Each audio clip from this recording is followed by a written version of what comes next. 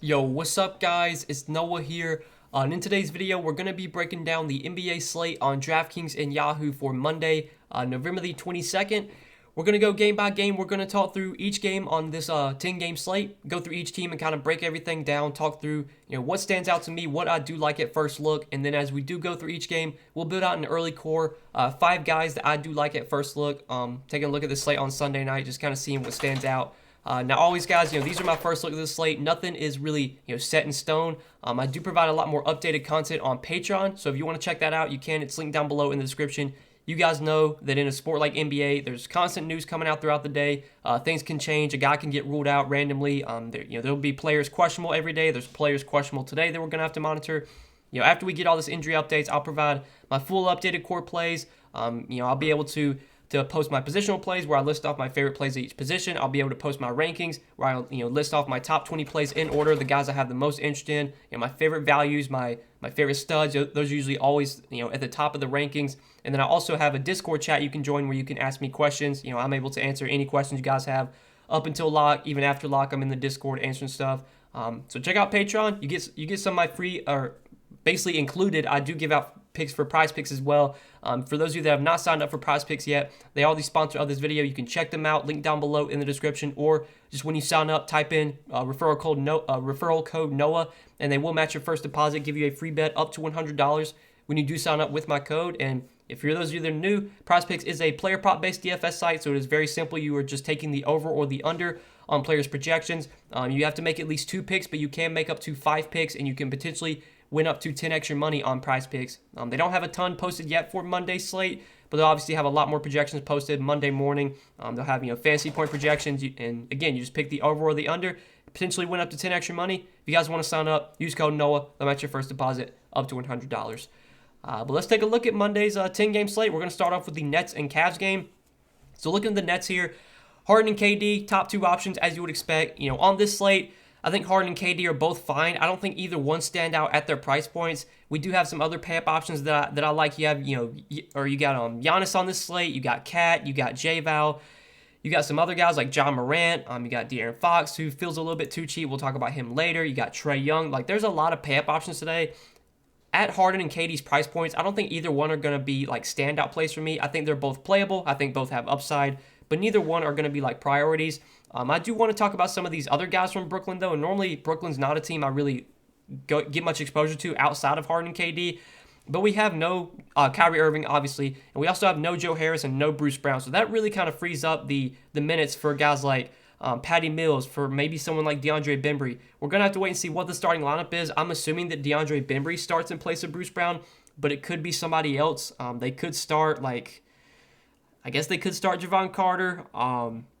I guess they could go big and start LaMarcus Aldridge alongside Blake Griffin, but the most likely scenario is that DeAndre Bembry will start. So at 3,100, he would definitely be someone you could consider for value. Now, he's not a great point per minute player, but he would probably have to play at least 30 minutes, and he's 3,100. So he would definitely be in play. I think Patty Mills is the guy that really benefits without Bruce Brown, without Joe Harris as well. He's been seeing more minutes lately. We've seen Patty Mills play at least 30 minutes in 4 straight games. He's 4,500. His price tag is starting to come up a little bit, but I still think Patty Mills is a pretty solid value. He is someone that I do have interest in on this slate. And then on Yahoo, he is really cheap over there. I like him quite a bit on Yahoo, just $13. I think he stands out as one of the better values right now. He's going to play 30, 35 minutes. Obviously, KD and Harden are going to dominate the usage, but there will still be some opportunity for a guy like Patty Mills. Patty Mills is a pretty good shooter. He's kind of scoring dependent, but he'll have the ability to get some shots up for sure, especially playing alongside Harden. Harden is able to get open looks for guys like Patty Mills because Harden, he draws so much attention from the defense where he can kick it out to Patty Mills. He can kick it out to these 3-point shooters. So at 4,500, I do like Patty Mills as a kind of first look value. I think Bembry, if he starts, is someone we could go to as well. That's probably it, though, from Brooklyn. Blake Griffin had a really good game last game, but I think he kind of benefited from KD being out. He played 25 minutes, which is the most he had played in a while. I don't think we're going to get that many minutes from Blake today, so not really interested there. LaMarcus Aldridge played 23 minutes last game. Probably play similar minutes today, if not a little bit less. With KD back, his usage is going to take a little bit of a hit too. He's 5K. Don't see much, interest in Aldridge for me, so think if we're looking for value from Brooklyn, Patty Mills I like for value, and then whoever starts for Bruce Brown, whether it be Bembry or maybe like James Johnson or, Bruce Brown, or not Bryce Brown, but Javon Carter. Like those guys could be potential value plays. But that's it for Brooklyn. Now on the Cleveland side, Jared Allen's going to be back for this game. He's been out for a few games, but he'll be back. I think Jared Allen's a pretty good play here at 7,700. Without Evan Mobley, I think Jared Allen's minutes will be very secure. I think he's going to be locked in for pretty big minutes. I will say that Kevin Love is back. Lauri Markkanen is back as well, but I do still expect Jared Allen to be the primary, center, be the guy that probably plays 34, 35 minutes a night. Matchup against Brooklyn, I think, is pretty favorable. Brooklyn's never really been great defending bigs. Jared Allen, revenge game for him. He's definitely someone I have interest in. The rest of the Cavs, like Rubio and Garland, feel priced correctly. Cedi Osman's questionable. If he were to sit, there'd probably be more minutes available for guys like Dean Wade and Isaac Okoro, but they're all over 5K now, so there's not really much value there. Kevin Love's been coming off the bench lately. He's a pretty productive player when he gets minutes, but if he continues to come off the bench and only play like 20 to 22 minutes, it's going to be hard to go to Kevin Love. I think if Kevin Love winds up starting and then maybe plays more minutes, then he would become a pretty good play. But for now, I'm just assuming that Kevin Love keeps coming off the bench, and if he's going to be on a minutes limit still, it's really tough to go there. Jared Allen's definitely my favorite play from Cleveland right now, but we will need to keep an eye on the starting lineup. Lauri Markkanen's back for Cleveland. He's been out for COVID protocols, hasn't played in like 3 weeks. Probably going to be on a minutes limit, but if he's not at 5K, like Lauri Markkanen would be a pretty good play at 5K if he's full go, but I'm assuming he'll be on a limit. But we do want to keep an eye on the Cleveland starting lineup. They could maybe change some things up here. Maybe Kevin Love starts. Maybe Lauri Markkanen starts. We'll have to wait and see. But Jared Allen I do like from this Cavs team. Next game, though, Charlotte and Washington. So on Charlotte, when it comes to this team, they're priced pretty correctly. Like, there's no standout plays from Charlotte. LaMelo Ball obviously has a ton of upside. We've seen LaMelo Ball go for 50, 60 DraftKings points plenty of times this year. I mean, he's put up at least 55 DK points in 3 of his last 5 games. The matchup against Washington's not the best. Washington's actually been playing pretty good defense this year. Looking at defensive rating, they actually have they're top 10 in defensive rating. They got one of the best defensive ratings in the league. They've been playing at a way slower pace as well. They're bottom 5 in pace. So actually, getting to face Washington, it used to be a really good matchup. It's not as good of a matchup now. LaMelo still has good upside, but I don't love him here. Same with Bridges and Hayward and Rozier. Mason Plumlee, assuming PJ Washington's out again, he's doubtful. Like, Mason Plumlee's minutes should be pretty secure as long as he can stay out of foul trouble. Last time these teams played, he did play 26 minutes, had 33 DK points. I think he probably plays 25 to 30 minutes. He's only 4,500. If you need a cheap center, I think Mason Plumlee is playable. Kelly Oubre coming off the bench for 4,400. Probably plays like 25 to 30 minutes. He's a pretty, scoring-dependent player. He's a guy that, can get streaky. When he gets hot, he can put up big games, but when he's cold, you definitely can see a pretty low floor from Kelly Oubre. But the ceiling is there, and he's only 4,400, so I don't mind him. But there's really no glaring plays from Charlotte, just in my opinion, at least, at first look. Now, on the Washington side, it's kind of the same thing here. It's a really good matchup for Washington. Charlotte's been playing fast this year. They've been pretty bad defensively. But the prices on these guys make them tough to roster, or it makes it tough to consider anyone from Washington a priority play. With Beal at 9,300, I don't think he's like a glaring option on this slate. I think he is still playable. I think the upside's still there. But don't really love him at his price tag. Same could be said for Dinwiddie and Kuzma. Montrezl Harrell, if he's going to be splitting minutes with Gafford, it's tough to pay 6,200 for Montrezl Harrell. Gafford had a really big game last time these teams played. He played only 24 minutes, but he was really productive, had 38 DraftKings points. The matchup is really good. We've seen centers put up big games against Charlotte this year. Gafford's probably only going to play like 22 to 24 minutes. Could he go for 35 DK points again? I mean, he could. But he's a little bit tougher to roster just because his minute ceiling is fairly low. He's not going to be someone that really plays 30 minutes that often. You're probably going to get more minutes from Mason Plumlee. So Mason Plumlee is probably someone I feel better about if I had to roster one of those two guys. Overall, though, I think that's probably it for Washington. Next game, Houston and Boston. So looking at the Rockets today, we will need to keep an eye on the injury report here. Kevin Porter Jr. is questionable. He's been out for, I believe, their last 2 or 3 games. We've seen Eric Gordon start in place of Kevin Porter these last few games, and he's been playing pretty big minutes as a starter. He's played 39 and 37 minutes, and he's been pretty productive as well with 32 and 29 DraftKings points. He would probably be one of my favorite plays from the Rockets today if Kevin Porter's out again. I would like Eric Gordon quite a bit at 5K. Jayshawn Tate, I think, gets a little boost without Kevin Porter. He would definitely be viable at 5,200. Same could be said for Jalen Green. We've seen Jalen Green show a pretty low floor this year. He's kind of been really scoring dependent, but I think without Kevin Porter, he would probably have the ball in his hands a little bit more. Maybe would be able to take some more shots as well. He should play big minutes too. So if Kevin Porter gets ruled out, I think there are some plays that I do like from Houston. Tate, Gordon, Green, all would be viable. Christian Wood is 7,600. I mean, that price tag is pretty good.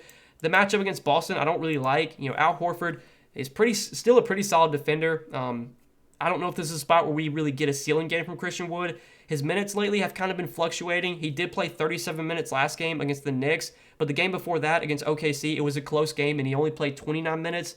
I think most nights Christian Wood will play big minutes, especially if it is a close game. He does have a ceiling. It's 7,600. He's playable. The matchup's not good, but I think the ceiling is still there to where you could go to him. But depending on if Kevin Porter's in or out, there could definitely be some plays I do like from Houston if he sits. Now on the Boston side, looking at the Celtics, so Jaylen Brown is probable. He is expected to play today. With Jaylen Brown probable, that really takes me off most of the Celtics. Jason Tatum, I'm probably not going to pay 10-1 for now that Jaylen Brown's back. Dennis Schroeder, I'm pretty much off of now that Brown's back. Same for Marcus Smart. Robert Williams, I think, is questionable, or he's probable as well. So, yeah, with Robert Williams back too, like that really kind of makes Al Horford a lot less appealing. The Celtics in general, I just don't really like. Now that they're getting some guys back, you're basically overpaying for Tatum. You're overpaying for Horford and Schroeder, and even Marcus Smart. So, not too much I like from Boston, I don't think. So, next game, OKC in Atlanta. OKC, huge injury to watch here with SGA. Obviously, SGA is a big focal point in this Thunder offense. He plays a ton of minutes every night. He's one of the highest, he is the highest usage player on the team. So getting him off the floor, there would be a lot of usage available. There would be a lot of minutes available as well. If SGA does not play, it's going to be hard to not consider some of these OKC guys. Josh Giddey, I would expect sees a bump in usage. Josh Giddey and Dort, I think would probably have to do more on the offensive end. So at 6K and 5,100, both those guys would definitely become in play. And then depending on who were to start in place of SGA, whether it would be Ty Jerome or Theo Maledon. Like, I don't think Theo Maledon's been in the rotation that much lately. Like, yeah, he hasn't even been in the rotation. I think has he even been in the G League? He got recalled like a week ago. Ty Jerome's kind of been the guy off the bench backing up SGA lately. So I think Ty Jerome would probably be the guy that would start in place of SGA. Ty Jerome at 3,300. He's a decent point per minute player. He would probably be one of the best value plays on the slate if SGA does get ruled out and he winds up starting. So we're going to have to keep an eye on that news. If SGA does wind up playing, I think at 7,600, he would probably be a decent mid-range guard option. SGA's kind of been overpriced lately. He's been, 8,800, 8,600, 8,700. Well, now he's only 7,600 today. The matchup against Atlanta may not be the best. Atlanta's a pretty good team. This is a game that definitely has some blowout risk. But at 7,600, if this game stays close, we know it's probably going to be because SGA is playing really well. So I definitely like him if he's able to play today. The rest of the Thunder, though, I'm probably not going to be on if SGA is in. I know Robinson Earl, JRE, he's been getting pretty good minutes lately. Hasn't been super productive, but at only 3,600, if they're going to continue to give him 25, 28 minutes a night, at 3,600, he would definitely be a value play you could consider. But I think we're going to just have to wait and see, when it comes to SGA, because if he's out, then we can start to look at a lot of these OKC guys for potential value. On the other side, though, with Atlanta, Trae Young at 9,400. The ceiling on Trae Young we know is massive. We know Trae Young can put up a big game any night. He is a guy that does have a little bit of a lower floor compared to some other studs. We've seen Trae Young have a lot of 30-point games this year, 39 against Utah, 37 against Utah again, 38 against Orlando, 35, 38. Like, he definitely can disappoint. He's disappointed a lot this year, but he does still have a big ceiling. 72 against Milwaukee, 50 against Denver, 53 against Phoenix. The matchup against OKC here is really good. OKC's a bad defensive team. I think they do play at a really slow pace. Where is OKC at? So OKC, in terms of pace, where are they at? I can't find okay, they're 13th in pace. So OKC's about middle of the pack in pace. Atlanta on the other end, they're right there. They're 17th in pace. So both these teams are about middle of the pack in pace this season. Defensive rating, though, like OKC, they're not that good of a defensive team. They're middle of the pack in defensive rating, but in general, I think this is a pretty favorable spot for Trae Young. Again, the floor on him is somewhat low for his price point, but the ceiling is there. If you want to go to him, I think it's totally fine. Clint Capella, great spot for him against OKC. OKC against defending centers this year has just been terrible. They're a team you can definitely beat on the glass. They don't really have any good defensive big men that are really going to stop Capella here. This could definitely be one of those games where Capella puts up 20 and 20, goes for 50 Draftkings points, blocks a lot of shots. I think he has a lot of upside. I think he's a good play at 7,600. I think the same could be said for John Collins as well. I would prefer Capella over Collins, but I think Collins is fine. Bogdanovic is questionable, so this is going to be something to monitor. We know they're already without DeAndre Hunter, so if Bogdanovic were to sit as well, there would probably be more minutes available for someone like Cam Reddish. At 3,600, Cam Reddish will become a really strong value play if Bogdanovic does get ruled out. I would like him a lot. And then Kevin Huerter's minutes would be massive. He's already been playing big minutes in place of DeAndre Hunter, but if Bogdan were to sit as well, we'd probably see close to 40 minutes from Kevin Huerter. At 4,200, he'd be another strong value too. Even with DeAndre Hunter out, though, Kevin Huerter's been starting in place of him, and he's been playing big minutes regardless, 30-plus minutes in 4 of his last 5 games, or 5 of his last 6 games, actually. So I think Kevin Huerter's a good value. I think if Bogdan gets ruled out, Cam Reddish will be a really good value as well. And then Capella, I like the spot a lot for him too. And John Collins, I think, is fine. But that's probably it from this game. So next one, the Pacers and the Bulls. On the Pacers, Domantas Sabonis, 8,700. As you can tell by the thumbnail, I like Sabonis a lot today. Like him on both sides. I just think he's a little bit too cheap. 8,700 on Draftkings, only $37 on Yahoo. I mean, that's just too cheap for Sabonis. This Chicago team, defensively, they're a pretty good defensive team, but I think you can kind of beat them down low, especially, while they're still missing Vucevic. They just don't really have any good defensive big men. They have Tony Bradley and Alze Johnson.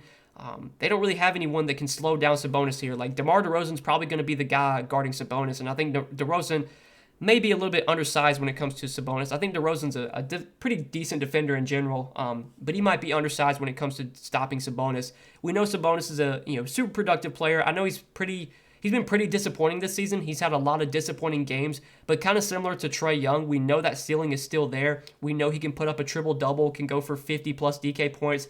I mean, he started to find his form lately. He has put up at least 42 DK points in 3 of his last 5 games. That Charlotte game was just super weird. The entire starting 5 got benched in that game, so I really don't want to look into that one. The Detroit game, he just didn't play that well. But last game, in a blowout against the Pelicans, he only played 22 minutes, but he was really productive, had 47 DK points. Sabonis is a guy that I like a lot. I played him a lot last year. Haven't played him as much this season just because he hasn't been as good. But now that the price is down to 8,700, I think this price tag makes Sabonis look like a pretty good play here. He's definitely my favorite play from this Pacers team. I think Brogdon's price coming down to 7,300 makes him a little bit more appealing as well. I mean, his price almost dropped $1,000 off of what it was last game. Brogdon has kind of been tough to roster this year because he's just been overpriced every slate, but now he's down to 7,300. So I think Brogdon looks a little bit more appealing too. That's probably it, though, from Indiana. I think it's just Sabonis and Brogdon here that stand out to me. LeVert's 6K, that kind of looks appealing, but LeVert's just been so up and down this year. His floor has been so low. We haven't really seen much of a ceiling out of LeVert either. So don't love him. I think Sabonis and Brogdon are the guys that stand out the most. Now on the Bulls side, with Vucevic still out, we kind of know who's going to dominate the usage on this team. It's going to be DeRozan. It's going to be Zach LaVine. Those guys are both 9K, 9,100 for DeRozan. So their price probably where they should be. I don't think we're getting, a ton of value on these price points.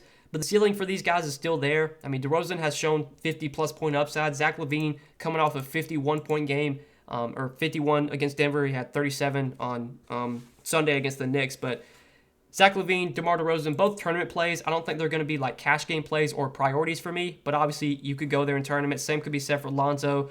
Caruso's been playing well as a starter. He's been getting big minutes, but his price is up to 5,200 now. So I don't think he really stands out. And that's it for Chicago for me, I think. So next game, the Magic and the Bucks. Looking at the Magic today, another important injury to watch from Orlando is Cole Anthony. Cole Anthony has been out, I believe, their last 2 games. We've seen Jalen Suggs really benefit without Cole Anthony. We've seen RJ Hampton get some pretty good minutes off the bench as well.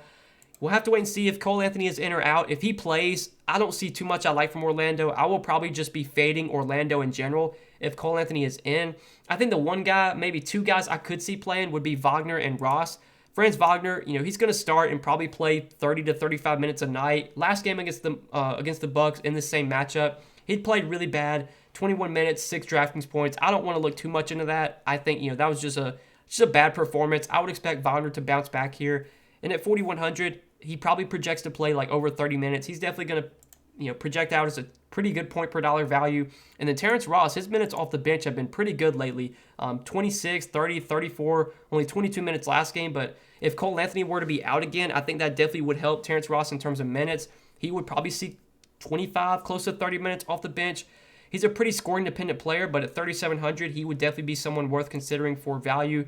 And then guys like Jalen Suggs, RJ Hampton, I think would become viable if Cole Anthony gets ruled out. But that's probably it from Orlando. Now on the Milwaukee side, obviously this is a spot where we kind of have to worry about blowout. These teams did just play, and we saw Giannis just absolutely go nuclear against Orlando. They literally couldn't stop him. He played 30 minutes, had 74 DraftKings points, 32 points, 20 rebounds, 5 assists, 3 blocks, 2 steals. Just a massive, massive game from Giannis. I mentioned it in that I think that was Friday or Saturday. I can't remember. I think it was Friday. I talked about that in Friday's video that the ceiling for Giannis was massive because nobody on Orlando was going to be able to stop him. But I definitely was worried about blowout and that maybe Giannis doesn't play his full minutes. Well, he didn't play his full minutes, but he still put up a massive game. This could be a similar scenario today where Giannis doesn't play his full minutes just because they don't need him to, but he still puts up 60 DraftKings points in 25 minutes or something like that. At 12K, he's expensive, but he's still a top stud option. Even in a game that's very likely to be a blowout, Giannis could put up 60 in 3 quarters, and I would not be surprised. So I still think Giannis is a really good play. Middleton and Portis, though, I don't really like it. Their price tag, same for Drew. Giannis is the guy that really stands out from Milwaukee, and that's probably it from this team. I don't see too much else I like here. So we can move on to the next game. We got Minnesota and the Pelicans. So this is one I do like a lot. I think this should be a pretty fast-paced, high-scoring game. Definitely a game I think I'm going to be targeting pretty heavily. Starting off on the Minnesota side, there's a lot to like here. Karl-Anthony Towns at 9,500. His price tag's come down a little bit. I think he looks like a really appealing pay-up option if you do want to go to him at center. I'm pretty sure he had his best game of the season against this Minnesota team. Earlier this year, I think he went for it was a massive game, I'm pretty sure. I want to pull up the Yahoo game logs, see if I can see it, because I'm pretty sure Towns had 70 against the against the Pelicans earlier this year. Yeah, so they played back-to-back days. They played the 23rd and the 25th, and the 23rd he did bad, but the 25th he had 68 fantasy points, 32 points, 14 rebounds, 7 assists, 2 steals, 2 blocks. So Karl-Anthony Towns had his best game of the season against this Timberwolves, against this Pelicans team. I think in tournaments he does make some sense. I don't know if he's going to project out as a really good cash game option, but for tournaments the upside is definitely there for Cat. I do like him a good amount as a pay-up option. D'Angelo Russell and Anthony Edwards I think are both really good plays. Anthony Edwards is the guy that really stands out as just being too cheap. I mean, 7,400 on DraftKings, that's just way too cheap for Anthony Edwards. On Yahoo, I like him a lot as well. He is small forward, which I think makes him a lot more appealing to roster. Small forward is always a tougher position to fill on Yahoo, so $33 for Ant. Looks pretty good on Yahoo, too. We know Ant's going to play a ton of minutes. We know as long as the game stays close, he's going to get probably close to 40 minutes. He's a really productive player when he's on the floor. He's going to, in a good matchup like this against the Pelicans, in a game that should be fast, the upside's there for Ant. He can score, he can rebound, he can get assists. He just does everything. 7,400. He's $1,000 too cheap today. I don't really know why his price tag has dropped so much, but I definitely like Anthony Edwards. Probably my favorite play from the Timberwolves, but I think Cat's in play. I think D'Angelo Russell's in play. Don't even mind Pat Bev, too, at 5K. I think his price tag has gotten to a point where he's not like a standout value anymore, but 5K for Patrick Beverley. He's going to play probably 30 minutes. He is definitely someone you could consider for value. Now, on the Pelicans side, J-Val at 8,900. I definitely like J-Val here as well. Very similar to Cat. J-Val has had a lot of success in this matchup as well. He's had 2 great games against Minnesota. 56. He's averaged 56 DK points per game through 2 games against them, and I'm pretty sure he put up over 50 fantasy points in both games that they played earlier this year. So J-Val has had a lot of success in this matchup. He's had a lot of success in the past against Karl-Anthony Towns. At 8,900, I don't think he's really going to project out as a great option, so I think that's going to make his ownership pretty low in tournaments. He's been pretty low owned just the last few slates. I don't think he gets much ownership today, so I definitely like J-Val in tournaments. I think Brandon Ingram, now that he's off his minutes restriction and is playing big minutes, I think he offers some tournament upside in a good matchup against Minnesota. He should probably play 35 to 38 minutes as long as this game stays close. He should be low owned as well. And then we will need to monitor the status of Devontae Graham. He's questionable. Devontae Graham has been out the last 2 games, and we've seen them start Tomas Satoransky in place of Devontae Graham. Now, Satoransky has not played much at all. He's only played 25 and 21 minutes. He's the stone minimum 3K, so he would be playable if Graham is out, but he's not a value play that I would really, be that high on. Kira Lewis has been getting a little bit of run. He's played 23 and 27 minutes. I think he does offer some upside. He is somewhat of a productive player when he's on the floor. He's also 3K. I don't know if they're going to continue to give more minutes to Kira Lewis off the bench. I would think since Satoransky is starting that he would be the guy they'd want to play more minutes. but maybe they just prefer Kira Lewis. I don't know if they want to keep Kira Lewis with the second unit. I don't know if Kira Lewis maybe starts today if Graham were to be out. But I think Kira Lewis at 3K would also be a viable cheap play if Devontae Graham were to sit. And then, maybe there'd be some more opportunity for NAW. NAW I've been on lately without Graham, and, it hasn't really gone well. He's had 2 bad games, but maybe he would get some more point guard minutes. He'd be a little bit more productive. He'd be viable, in my opinion, at 5,400. And then Josh Hart, going to play big minutes, 5,500. Was playing really, really well, and then last game just completely shit the bed against the Pacers. But I'd be fine going back to him if he, as long as the ownership's not too high. Josh Hart is one of these guys that, I really don't want to play him when he's chalk, especially at this price tag. But if nobody's going to play Josh Hart, I'll definitely be on him because he does play a ton of minutes, and he should be at least somewhat productive enough to where he can be a decent play at his price tag and can pay off this price tag. But that's probably it from this game in general from the Pelican side. So next game, we'll talk about Phoenix and San Antonio. So looking at Phoenix here, you got Devin Booker at the top for 8,600. I think Devin Booker, Chris Paul, against the Spurs, these guys are definitely in play. I don't know if either one really stand out at their price points, but, if you want to go there, I think it's totally fine. Obviously, both these guys have upside. Booker can go for 50 plus any night. Same with Chris Paul. I don't think they're glaring plays today, but they're definitely viable. DeAndre Ayton is 7,100. He's kind of been underpriced lately. There was a couple days ago, he was 6,300, 6,200. His price has got up to 7,100 now. I think DeAndre Ayton is still playable at 7,100, but I don't know if he really stands out anymore as a top option. I think he's still a good tournament play, but probably not someone that I'd really be going to in cash games or anything. In general from Phoenix, there's no standout plays here, but I think Booker, Paul, Ayton are all fine tournament plays. On the San Antonio side, it's kind of the same thing here. Dejounte Murray at 9,200. He's got a lot of upside. We know Dejounte Murray can put up a big game any night. You're kind of overpaying for Murray, I think, at this point. I don't know if he's going to continue to be a guy that we see be priced in the 9K range all season. I think his price is going to start coming down a little bit. He does have still somewhat of a low floor for a 9K player. He's kind of similar to Trae Young. He'll put up 30, 40-point games sometimes. But we know that 50, 60-point ceiling is definitely there. A matchup against Phoenix, this Phoenix team has actually been playing super fast this year. They've been playing at the 4th fastest pace. The Spurs have been playing at the 5th fastest pace. So both these teams are actually top 5 in pace this season, which makes me think we will get a pretty fast-paced, high-scoring game. That should help Murray a little bit. At 9,200, I don't think he's going to project that well at his price tag, but he's still viable if you do want to go there. Now, Jakob Poeltl at 6K, I think is a fine center option. We'll have to wait and see what kind of minutes restriction he's on, if he is on one. He did not start last game. He came off the bench, and he only played 15 minutes.